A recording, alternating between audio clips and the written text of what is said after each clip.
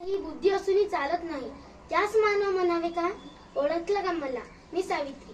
होय, मीच बोलतीये सावित्री. एरवी बोललेही नसते, पण तुम्ही माझ्या विचारांचे घोटून घोटून क्रीम केले. तुम्ही माझ्या विचारांचे घोटून घोटून क्रीम केले. चक्क माझी देवी बनवून फोटोमध्ये फ्रेम केले. चक्क माझी देवी बनवून फोटोमध्ये फ्रेम केले. जमेल तेव्हा असे तुम्ही सोयीनुसार कौतुक करता.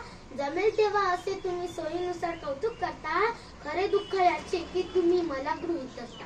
खरे दुःख याचे की तुम्ही मला गृहीत धरता. याचा राग मी तुमच्या समोर खोलते. याचा राग मी तुमच्या समोर खोलते. होय, मी सावित्रीबाई फुले बोलते. होय, मी सावित्रीबाई फुले बोलते. माझा जन्म 3 जानेवारी 1831 रोजी सातारा येथे खंडोजी नेवसे यांच्या कुटुंबात झाला.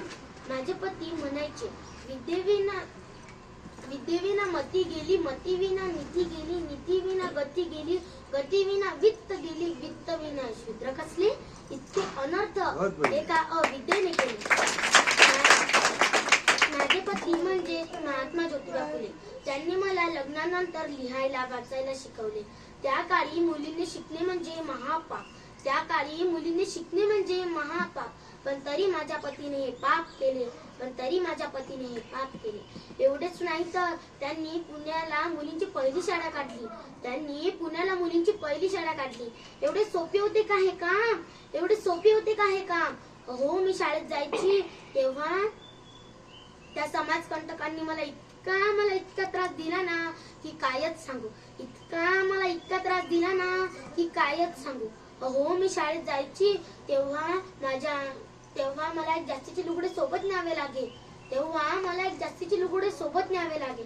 कारण माझ्या अंगावर माती, शेण, घाण याचा वर्षाव करायचे ना. माती, शेण, घाण याचा वर्षाव करायचे. पण मी डगमगली नाही. माझ्या साहेबांसोबत मी शिक्षणाचा महामेरू तेवत ठेवला. माझ्या साहेबांसोबत मी शिक्षणाचा महामेरू तेवत ठेवला.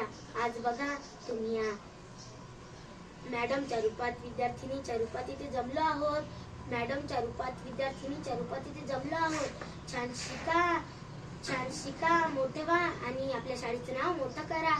छान शिका, मोठे व्हा आणि आपल्या शाळेचं नाव मोठं करा.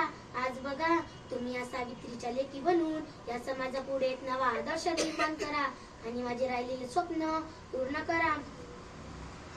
आज देखील या समाजात मुली सुरक्षित नाहीये. म्हणून मुलींनी स्वतःची सुरक्षा स्वतः करायची. मुलींनी स्वतःची सुरक्षा स्वतः करायची. जर एक मुलगा शिकला ना तर तो एकटाच शहाणा होतो. आणि एक मुलगी शिकली ना तर ती सगळ्या घराण्याला शहाणी करते. म्हणून म्हणते की मुलींना शिकवा आणि या देशाची साक्षरता वाढवा. जय ज्योती जय सावित्री.